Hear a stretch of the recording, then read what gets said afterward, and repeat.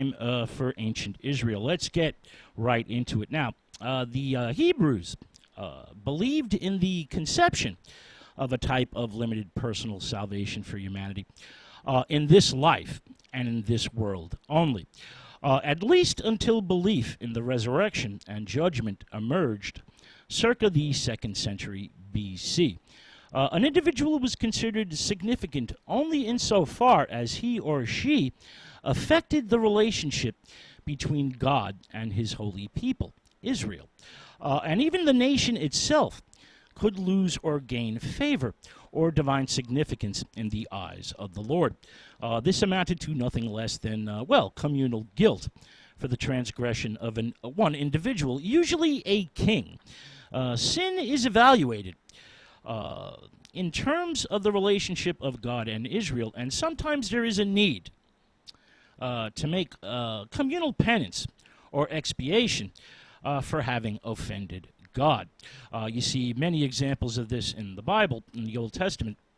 For example, the Jewish kings are each evaluated in a type of set spiritual formula, especially their attitudes towards idolatry and heathen idols. Now, there's a communal aspect that's given to sin, especially in the matter of idolatry. For example, the 2nd commandment: no making or worshiping of graven images, no heathen idols. God is jealous and visits iniquity onto the fathers upon the children up until the 3rd or 4th generation to those who disobey him. The 10 Commandments, like the Egyptian declarations of innocence and some Mesopotamian penitent prayers, concern both the religious and the moral. The ancient Hebrews, however, gave priority to the religious aspects. Worship no other God, no idolatry, do not take the Lord's name in vain, and positively, absolutely observe the Sabbath, or else. The reward for the faithful who kept the divine laws was confined to this life only, via divine blessings, prosperity, and a long, long life. The 10 Commandments are essentially basic requirements for the maintenance of a proper relationship between God and the people of Israel, his children. The Old Testament reveals a diversity of ideas about the causes and nature of sin. The fall of Adam and Eve, for example, in Genesis, this is chapters 2 and 3, I believe, which explains the origins and consequences of sin in a type of primordial philosophy/history that has universal meaning and pertains not just to the destiny of the Hebrews, but to the destiny of all humanity. The progenitors of humanity, Adam and Eve, incur the wrath of God by disobedience to divine will or cosmic law. Don't touch that tree. Don't eat that apple. Now, the doom of mortality, death, is the result of this disobedience, not only for Adam and Eve, but also for their descendants, the rest of us. Now, the serpent plays an enigmatic role in this sacred story and suggests to Eve the advantages of disobedience to God. You will gain knowledge, you will become like a god yourself, etc., etc. But ultimately, Adam and Eve's decision to transgress is distinctly their own. They use their free will and decide for themselves to commit sin, i.e., disobey God. Now, shortly after the fall from Eden, the fall from divine grace, the first murder is committed. This is described in Genesis chapter 4, verse 27. This narrative features a very curious reference to sin as a demonic being known as Robes, who crouches in the darkness and waits at the door. The concept or idea of sin as a demonic being, which seizes upon human beings when they are spiritually or physically vulnerable, does not reappear in Hebrew thought until, post-exile, which means after 538 BC. So this is a very curious reference to sin in the Bible. Now, the book of Psalms, one of my favorites, if not the greatest book in the Bible, shows a great sensitivity about offenses to God. and can be interpreted as both a personal confession or communal slash national contrition. In the Psalms, there are several distinct conceptions of sin that emerge. You have pesha, the cleansing of transgressions. You have awa, the notion of crookedness. You have awan, a deliberate turning away from the righteous path. You have het, a failure of mutual relations. And you have hata, which is losing one's way, missing the target, missing the mark via ignorance or lack of skill. In the Old Testament, salvation has two distinct connotations: God's deliverance of Israel from its enemies, and the deliverance of an individual by divine intervention from misfortune, illness, pain, or death. Now, in this nationalist idea, salvation becomes the major dominant theme in the religion of the ancient Israelites. The two nations, remember, the kingdom splits up after Solomon's death. The two nations are Judah and Israel. Well, their position in the power politics of the ancient Near East weakens and worsens over time. It withers away.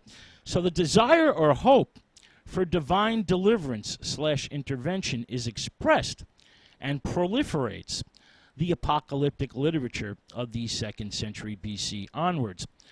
This is in a new combination that merges the emphasis of the earlier prophets on Israel's iniquity, but shifts the perspective on the wickedness of the Gentile oppressors, the Syrian Greeks or the Roman Empire. Belief in the ultimate divine Savior, the idea of God's Messiah, who comes with supernatural powers to overthrow the Gentile oppressors, really gains ground after the 2nd century BC. The Messiah, the Savior, will vindicate the Hebrews and the land of Israel as the elite, the elect, the chosen people of God. This hope of God's divine intervention inspires the Zealots and the Jewish revolt against the Roman Empire, which sadly ends in the destruction of Jerusalem and the destruction of the Great Temple. Now, running parallel with this development of a national hope for divine salvation, the concept of the Messiah, now running parallel with this is the quest for individual salvation by divine grace.